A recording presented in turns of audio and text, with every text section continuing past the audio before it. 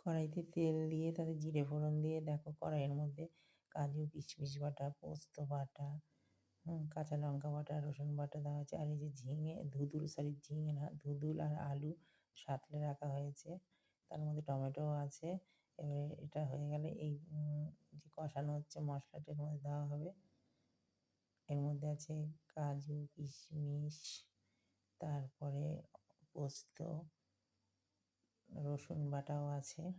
সব দিয়ে ভালো করে কষানো হচ্ছে। যতক্ষণ না তেল ছাড়বে ততক্ষণ এটাকে কষাতে হবে। তো কারা কারা ঝিঙে পোস্ত খেতে ভালোবাসো আর কারা কারা ধুতুল পোস্ত খেতে ভালোবাসো তারা অবশ্যই কমেন্ট করে জানাবে। হ্যাঁ, আর আমার তো ধুতুল পোস্ত খেতে খুবই ভালো লাগে। তোমাদের কার কার পছন্দ ধুতুল পোস্ত তা অবশ্যই কমেন্টে জানাবে। দেখো এই যে কষানো হচ্ছে, এবার আস্তে আস্তে তেল ছেড়ে আসছে। দেখতে পাচ্ছ তেল ছাড়ছে।